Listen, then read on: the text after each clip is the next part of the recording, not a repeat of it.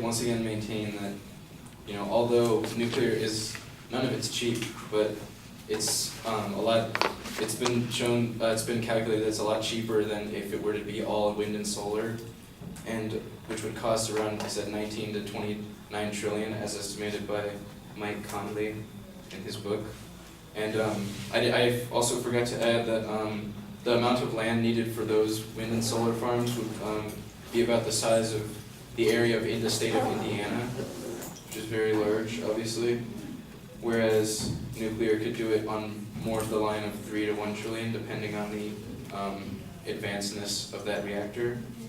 And the most reactor actually that they have planned is called the molten salt reactor, which is basically, you know, obviously it's like a newer design, and so it's actually been estimated.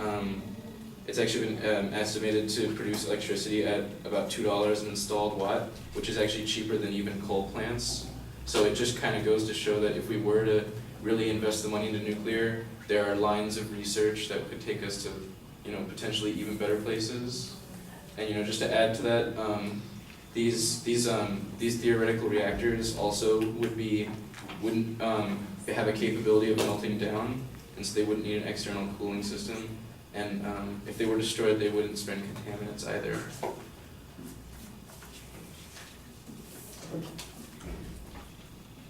So, yeah, and also to resubstantiate the weight. Of course, they do produce waste, but there was a theoretical basis for recycling that waste.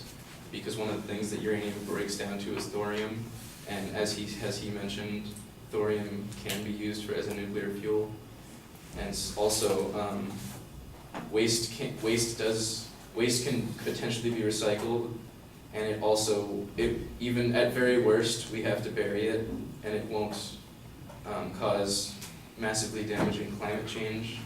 You know, it's not pollution that will stay in the atmosphere and actually cause very bad harm. So that's pretty much why nuclear is better than the other options, the other guys.